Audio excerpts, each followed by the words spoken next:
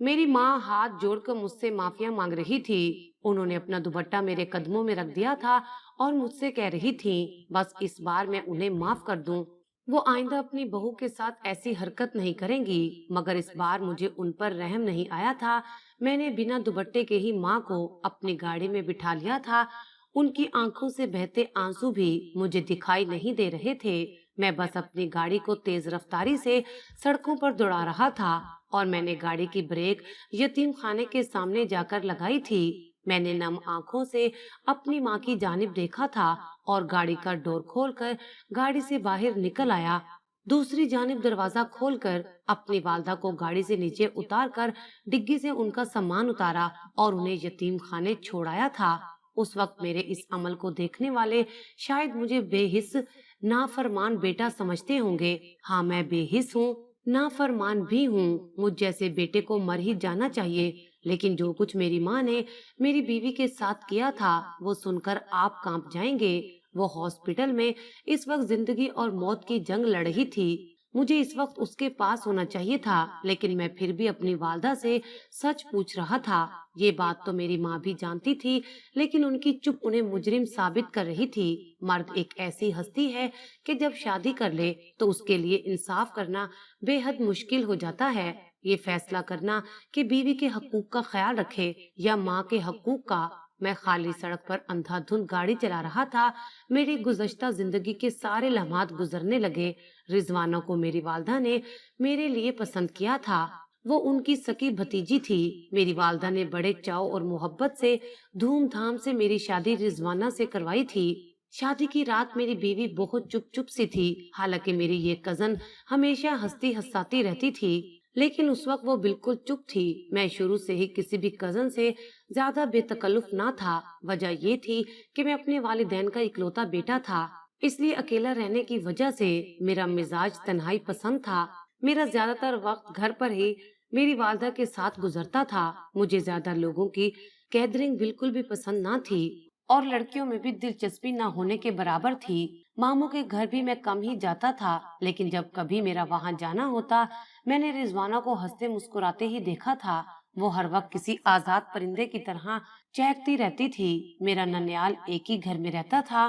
گھر کافی بڑا تھا، سب ماموں کے الگ الگ پورشن تھے، لیکن سب کے بچے آپس میں ایک دوسرے کے گھروں میں گھومتے پھرتے نظر آتے تھے۔ میری والدہ پیسوں کے معاملے میں بھائیوں سے زیادہ ٹھیک ٹھاک تھی، اس لیے جب بھی میکے جاتی تو سبھی ان کے آگے پیچھے ہی رہتے تھے۔ میری والدہ بھی اپنے میکے میں جا کر اپنے ناز نخرے اٹھواتی تھی، لیکن کبھی میری پھپھو سے سیدھے منہ بات نہیں کی تھی۔ بس ایک ہی پھپھو تھی میرے ددیال کے نام پر۔ دادی وفات پا چکی تھی اور بابا کا پھپھو کے علاوہ اور کوئی بہن بھائی نہ تھا۔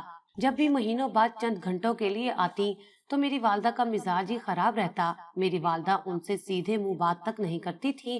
پھر تو پھپھو نے ہمارے گھر آنا اور بھی کم کر دیا تھا، لیکن والد کے انتقال کے بعد وہ کبھی نہیں آئیں۔ میری والدہ نے میری شادی پر بھی بس ایک کارڈ ہی ان کے گھر بھجوایا تھا، لیکن پھپھو کے گھر سے کوئی میری شادی پر نہیں آیا تھا اور میری والدہ کو پرواہ تک نہ تھی۔ رضوانہ سب کزنوں میں خوبصورت تھی، اس لیے میری والدہ کو میرے لیے پسند آ گئی تھی۔ پھر میری والدہ مالی حالات میں اچھی تھی، اس لیے رشتے سے انکار کا کوئی سوال ہی نہ تھا۔ میری بیوی سجے سورے روپ میں میرے سامنے بیٹھی تھی، جو کہ میری والدہ کی دلی پسند تھی۔ میں شادی سے پہلے محبت کا قائل نہ تھا، یا یوں کہیے کہ میں ایک پریکٹیکل سوچ کا مالک تھا۔ میرا رجحان کاروبار کی طرف زیادہ تھا۔ اپنے والد کی گارمنٹ فیکٹری کو میں نے بہت کم عرصے میں بہت کامیاب بنا دیا تھا، لیکن بہرحال شادی کے حوالے سے جو جذبات سب کے ہوتے ہیں میرے بھی تھے۔ رضوانہ مجھے کبھی بری بھی نہیں لگی تھی۔ پھر بیوی حسین ہو تو شوہر کے دل میں گھر بہت جلدی کر جاتی ہے۔ میں نے رضوانہ کو سونے کے کنگن پہنائے تھے۔ مجھے لگا وہ ان کنگن کو مسکرا کر دیکھے گی، اپنی پسندیدگی کا اظہار کرے گی، لیکن وہ بالکل بے تاثر سی میرے سامنے بیٹھی تھی۔ میں نے کہا بہت خوبصورت لگ رہی ہو۔ میری تعریف پر بھی اس کے چہرے پر نہ مسکراہٹ سجی تھی، نہ ہی فطری حیا کا کوئی رنگ جو میں دیکھنا چاہتا تھا۔ اس کا چہرہ آج کی رات کے ہر حسین جذبے سے عاری تھا۔ نہ جانے کیوں میرے دل سے ایک خیال سا گزرا جس نے مجھے بے چین سا کر دیا تھا۔ میں نے کہا رضوانہ تم خوش تو ہو؟ मेरी बात पर उसने एक नजर उठाकर मेरी तरफ देखा था। उसकी आंखें मुझसे कुछ और कह रही थी। कुछ सानिये गुजरने के बाद उसने धीमे लहजे में कहा कि जी। ना जाने क्यों, लेकिन मैं उसके इस जवाब पर मुतमईन नहीं था। मेरे अगले सवाल पर वो जरूर घबरा सी गई थी। मैंने कहा, तुम किसी और को पसंद करती थी? उसने हैरत से मेरी तरफ देखा था। मेरी सोच भी आम मर्दों जैसी ही थी कि मेरी बीवी की जिंदगी के साथ साथ दिल पर भी मेरा ही मकाम हो। वो नजरें चुराकर कहने लगी, अगर मुझे आप पसंद ना होते तो मैं इस वक्त आपके सामने ना बैठी होती। रिजवाना के जवाब ने मेरे बेचैन दिल को कुछ करार सा दिया था। मैंने उसका हाथ थाम लिया। मैंने कहा, फिर तुम्हारी खामोशी की क्या वजह है? कहने लगी, आप जानकर क्या करेंगे? मैंने कहा, फिर भी मैं जानना चाहता हूँ। तो मुझे देखकर कहने लगी कि इरफान, मुझे ये बताइए कि मेरी इस घर में हैसियत क्या होगी? उसका लहजा और अंदाज खासे संजीदा था। मैंने कहा कि ये कैसा सवाल है? तुम मेरी बीवी हो, तुम्हारी हैसियत भी वही होगी। बस अम्मी का बहुत ख्याल रखना। उनके किसी मामले में तुम कुछ मत कहना। जो वो तुम्हें कहें वो मान लिया करना। मैंने वही रस्मी से जुमले दोहराए थे जो ज्यादातर मर्द कहते हैं। लेकिन मेरी बात पर वो हंसने लगी। मुझे उसके हंसने पर हैरत थी। मैंने उसे ऐसा तो कुछ नहीं कहा था जिस पर वो हंसने लगी थी। कहने लगी कि अभी तो आप कह रहे थे तुम्हारी मेरे घर में बीवी की अहमियत है, और दूसरे लम्हे आप मुझसे ये कह रही हैं कि मुझे आपकी वालदा का गुलाम बनकर रहना है, उनके सामने सर झुकाए रखना है। इस बात को सुनकर तो मैं कुछ गड़बड़ा सा गया था। मैंने कहा, अम्मी इतनी चाहत से लेकर आई हैं, तुम्हें गुलाम तो नहीं बनाएंगी? वो मेरी बात पर तंजिया मुस्कुराई थी, लेकिन बोली कुछ नहीं। अगली सुबह जब मेरी आंख खुली, रिजवाना कमरे में नहीं थी। मैं नहा धोकर किचन में आया तो वो नाश्ता बना रही थी। मुझे ये देखकर हैरत हुई थी। मैंने कहा, तुम नाश्ता क्यों बना रही हो? अम्मी कहाँ हैं? वो कहने लगी, कोई बात नहीं, मुझे चंद दिन बाद भी घर संभालना ही था। फिर आप तो जानते हैं फुफ्फो के मिजाज को, वो कहाँ किसी को अहमियत देने की आदी हैं। उन्हें तो बस ये शौक है कि उनके नाज नखरे इस उम्र में उठाए जाएं। मुझे बहरहाल ये बात तो बुरी लगी कि मेरी एक दिन की दुल्हन किचन का काम भी शुरू कर दे। क्या हर्ज था कि अम्मी 2-4 दिन उसे नाश्ता ही बना देती? फिर तो सारी जिंदगी उसी ने ही मेरी वालदा की खिदमत करनी थी। वो चाय बना रही थी जब मैं किचन से निकलकर अम्मी के कमरे में आ गया। मेरी माँ फोन पर मुमानी से ये कह रही थी कि नाश्ता अभी तक क्यों नहीं भेजा। भाभी, जब आपको पता है कि हम लोग 8 बजे नाश्ता कर लेते हैं। मेरी वालदा का वही सख्त लहजा था, वो रोब जमाने वाला अंदाज जो मुझे उस वक्त बहुत बुरा लग रहा था। यहाँ कौन से ढेरों मेहमान नाश्ते के लिए बैठे थे, हम 3 ही तो अफराद थे, और रिजवाना नाश्ता बना तो रही थी। फोन बंद हो चुका था। मुझे अंदाजा नहीं था कि मेरी वालदा एक नाश्ते के लिए ऐसा रवैया अख्तियार करेंगी। हमारे घर किसी चीज की कमी थी। बहरहाल मैंने अपनी वालदा से कुछ भी नहीं कहा। मेरी माँ मेरा माथा चूमने लगी, मुझे अगली जिंदगी की दुआएं देने लगी। रिजवाना का पूछने लगी कि क्या वो उठ गई। मैंने दिल में सोचा, खुद ही तो उसे नाश्ते का आर्डर दिया है और मुझसे ये सवाल पूछ रही हैं। मैंने कहा, वो नाश्ता बना रही है, आप बाहर आ जाएं, मिलकर नाश्ता करते हैं। मेरी बात पर मेरी वालदा हैरान हुई थी। फिर कहने लगी, रहने देती, चंद दिन के बाद तो उसी ने सब कुछ संभालना है। उस वक्त तो मैं चुप रहा। जब हम बाहर आए तो रिजवाना नाश्ता टेबल पर लगा रही थी। मेरी वालदा को सलाम किया, नाश्ता भी उनके सामने रखने लगी। मेरे दिल में उसकी अहमियत बढ़ने लगी थी। अभी हमने नाश्ता शुरू किया था कि मुमानी और मामू ढेरों नाश्ते का सामान लेकर पहुंच गए, और मुमानी मेरी वालदा से माजरत करने लगी कि वो तो सुबह ही नाश्ता बनाने लग गई थी, लेकिन बेकरी का सामान खरीदने में वक्त लग गया। मुझे अपनी वालदा की ये बात कुछ ठीक नहीं लगी थी। इतने ढेरों ढेर नाश्ते का उन्होंने करना क्या था? अगले रोज मैंने अपनी वालदा से कह दिया, रिजवाना को आए हुए अभी 24 घंटे नहीं हुए, और आपने उससे नाश्ता बनाने से एक बार भी मना नहीं किया। चंद दिन खाना आप ही बना लीजिएगा, उसका भी मान रह जाएगा।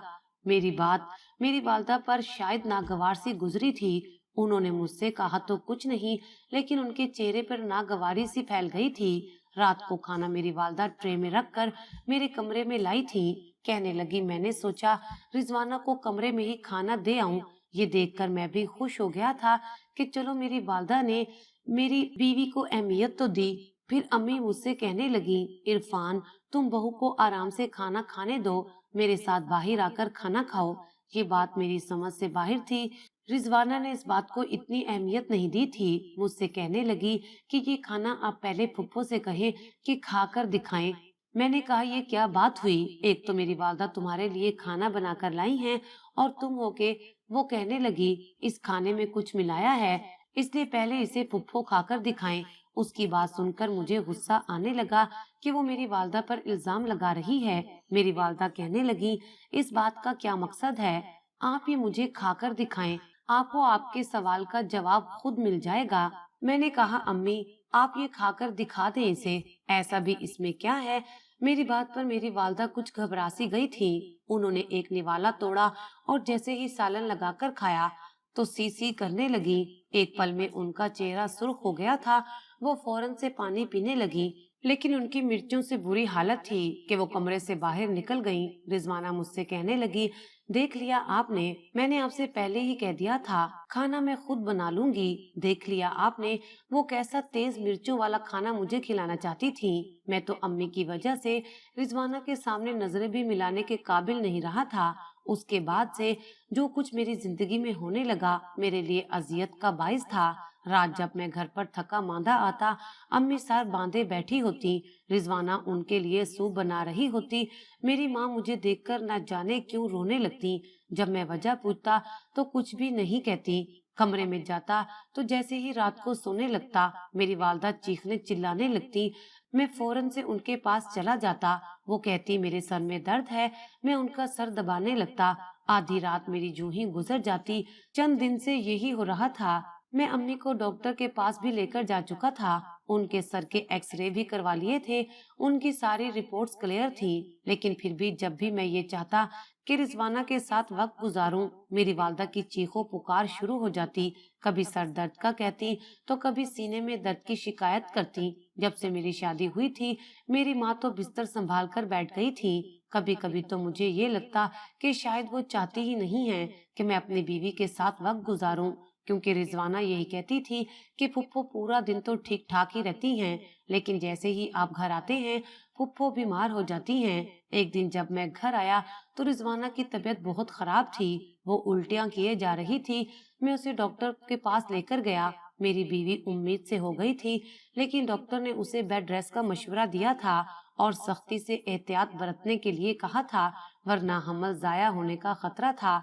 जितनी ये खबर मेरे लिए खुशी का बाइस थी, उतनी परेशान कुन भी थी, क्योंकि मेरी वालदा तो बिस्तर से नीचे तक नहीं उतरती थी।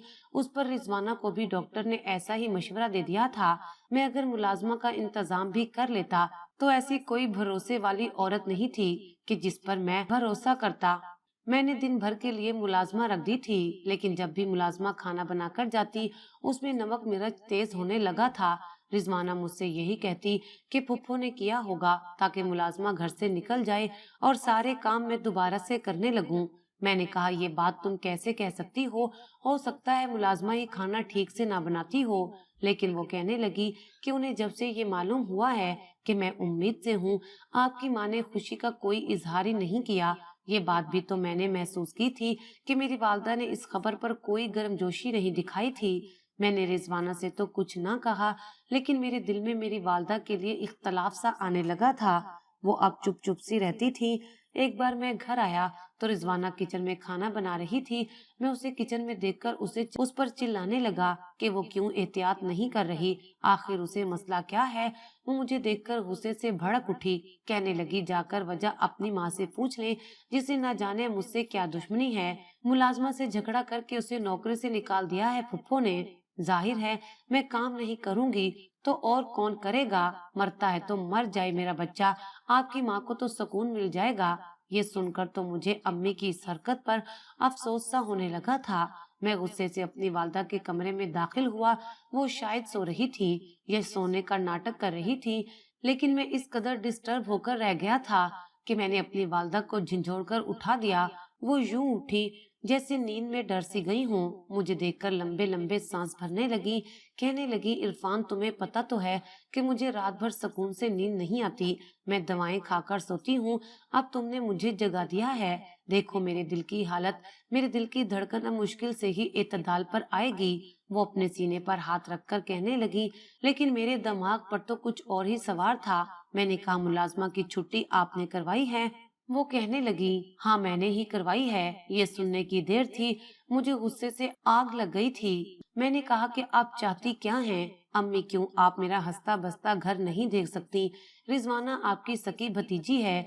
आप ही उसे अपनी पसंद से लेकर आई हैं। वो दिन भर आपकी खिदमत करती है, लेकिन एक आप हैं कि आपको वो बर्दाश्त ही नहीं है। उसे डॉक्टर ने बेड रेस्ट का बोला है, लेकिन आपने मुलाजमा हटवा दी।